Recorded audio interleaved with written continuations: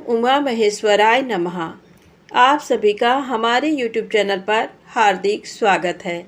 अधिक मास के कृष्ण पक्ष की प्रदोष व्रत कब है, आइए जाने शुभ मुहूर्त, पूजा विधि, व्रत महत्व के बारे में।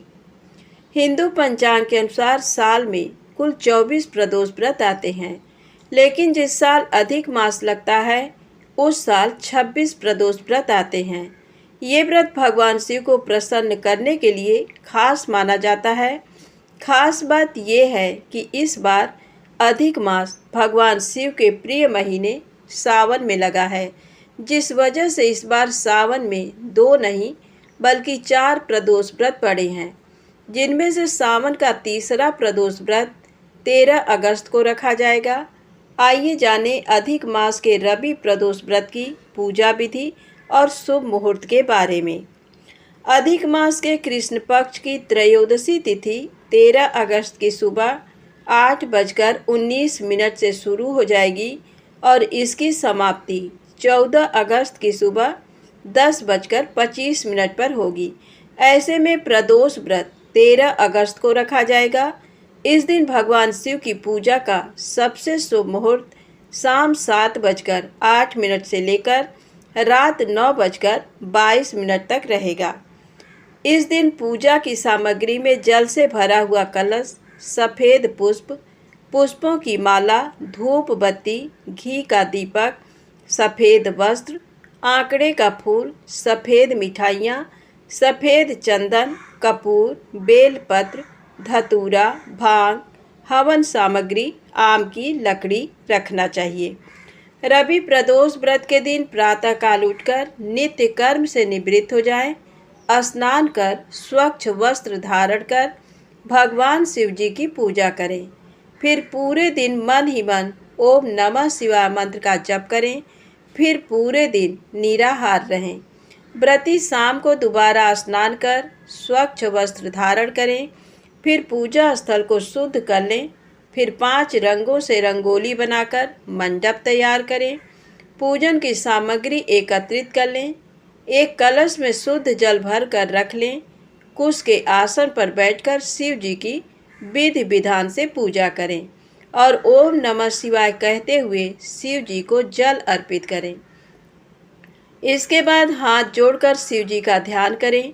ध्यान के बाद रवि त्रयोदशी प्रदोष व्रत की कथा सुने या फिर सुनाए।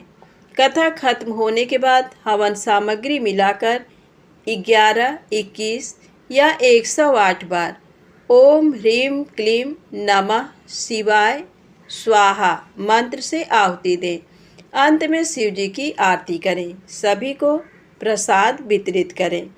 अधिक मास प्रदोष व्रत का दिन रुद्राभिषेक करने का विशेष महत्व माना जाता है, इसलिए इस दिन शिव जी का जलाभिषेक करें। इस दिन शिवलिंग का अभिषेक करने से व्यक्ति की सभी मनोकामनाएं पूर्ण हो जाती हैं। अब आइए सुने रवि प्रदोष व्रत की पौराणिक कथा। एक समय सर्व प्राणियों के हितार्थ परम पावन भागीरथी के तट पर ऋषि समाज द्वारा विशाल गोष्ठी का आयोजन किया गया। इस सभा में व्यास जी के परम शिष्य पुराण वेत्ता सूत जी महाराज हरि कीर्तन करते हुए पधारे।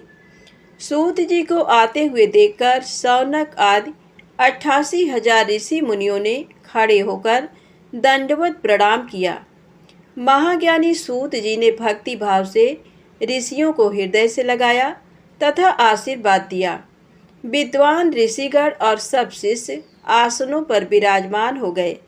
शौनक आदि ऋषि ने पूछा, हे पूज्यवर महामते, कृपया ये बताने का कष्ट करें कि मंगलप्रद कष्ट निवारक ये व्रत सबसे पहले किसने किया और उसे क्या फल प्राप्त हुआ।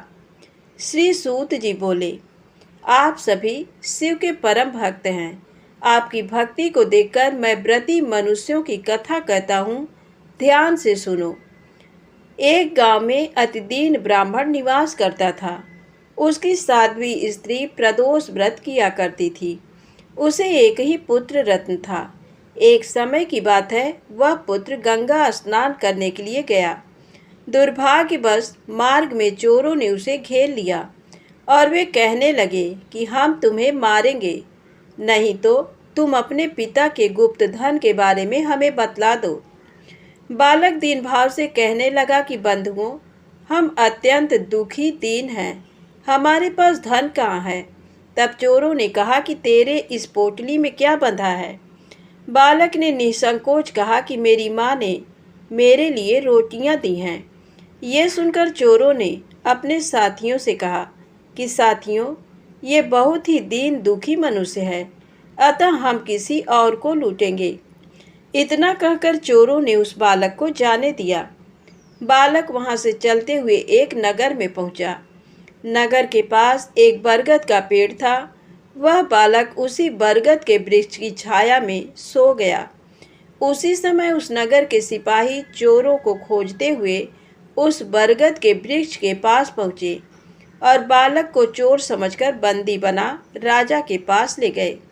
राजा ने उसे कारावास में बंद करने का आदेश दिया। ब्राह्मणी का लड़का जब घर नहीं लौटा तब उसे अपने पुत्र की बड़ी चिंता हुई। अगले दिन प्रदोष व्रत था। ब्राह्मणी ने प्रदोष व्रत किया और भगवान शंकर से मन ही मन अपने पुत्र की कुशलता की प्रार्थना करने लगी। भगवान शंकर ने उस ब्राह्मणी की प्रार्थना स्वीकार कर ली। उसी रात भगवान शंकर ने उस राजा को स्वप्न में आदेश दिया कि वह बालक चोर नहीं है, उसे प्रातःकाल छोड़ दे, अन्यथा उसका सारा राज्य वैभव नष्ट हो जाएगा।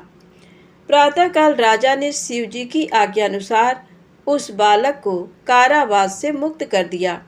बालक ने अपनी सारी कहानी राजा को सुनाई। सारा वृत्तांत सुनकर राजा ने अपने सिपाहियों को उस बालक के घर भेजा और उसके माता पिता को राज दरबार में बुलाया। उसके माता पिता बहुत ही भयभीत थे। राजा ने उन्हें भयभीत देखकर कहा कि आप भयभीत ना हो, आपका बालक निर्दोष है। राजा ने ब्राह्मण को 5 गांव दान में दिए, जिससे कि वे सुखपूर्वक अपना जीवन व्यतीत कर सकें। भगवान शिव की कृपा से ब्राह्मण परिवार आनंद से रहने लगा। अतः जो भी मनुष्य रवि प्रदोष व्रत को करता है, वह सुखपूर्वक और निरोगी होकर अपना पूर्ण जीवन व्यतीत करता है। तो प्रेम से बोले शंकर भगवान की जय हो। यदि आपको वीडियो पसंद आए तो प्लीज़ लाइक अवश्य करें, चैनल को सब्सक्राइब करें, शेयर करें। जय माता दी, जय भोलेनाथ।